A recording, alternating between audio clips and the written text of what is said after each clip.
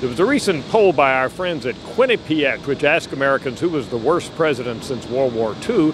Barack Obama won. He got mentioned by more than anybody else, but there's some issues with that type of polling. For one thing, it relies on recency.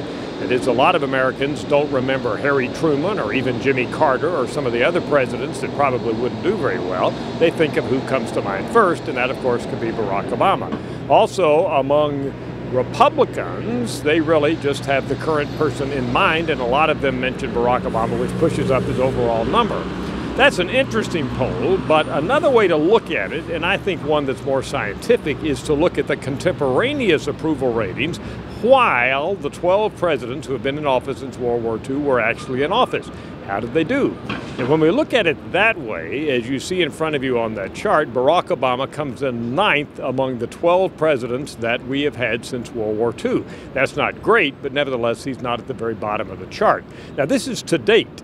We have calculated Barack Obama's approval rating from when he took office in January 2009 up through June of this year.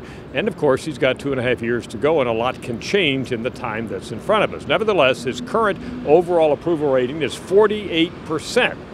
That's for his time in office so far, and that puts him ahead of Gerald Ford, who had an average of 47 while he was in office, Jimmy Carter, who had an average of 46 while he was in office, and Harry Truman, who's at the very bottom of the list, who had an average of only 45% while he was in office.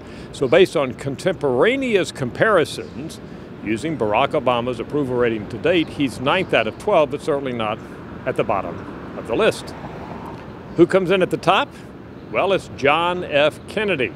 He still holds the record for having the highest average approval rating while he was in office for those fabled 1,000 days. 70% was Kennedy's average approval rating.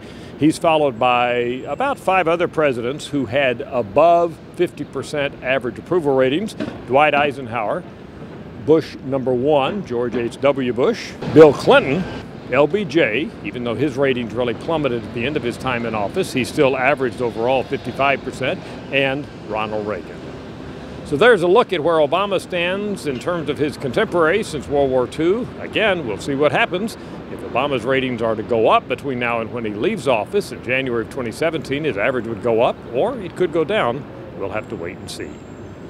I'm Dr. Frank Newport, Gallup Editor-in-Chief.